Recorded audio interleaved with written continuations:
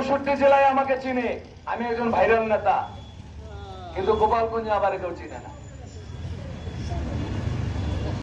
আমি সারা বাংলাদেশে বক্তব্য দিয়েছি, কিন্তু গোপালগঞ্জে বক্তব্য দিতে পারি নাই। আমি এই মুর্শিদপুর থানারই সন্তান, তাই আমার আনন্দের দিন না? এটা করে দিল কে? এই ব্যবস্থাটা করে দিল কে? 64 জেলায় আমাকে চিনে, আমি একজন ভাইরাল নেতা, কিন্তু গোপালগঞ্জে আবার কেউ চিনে না।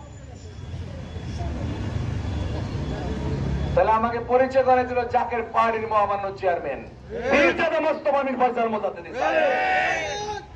আজকে এই মাটিতে দাঁড়িয়ে কথা বলার জন্য একটা ব্যবস্থা করে দিল। মন্ত্রী হইলেও কিন্তু ঘরের ছেলে কিন্তু ঘরে ফেরত আসে না, আসে। এমপি হইলেও কিন্তু ঘরের ছেলে ঘরে ফেরত আসে না। চেয়ারম্যান হইলেও কিন্তু ঘরের ছেলে ঘরে থাকতে এখন আর পারতেছে না, কারণ 18 কোটি মানুষকে জ্বালাইছে, তাহলে ঘরে কিভাবে থাকবে? কথা বুঝেন নাই?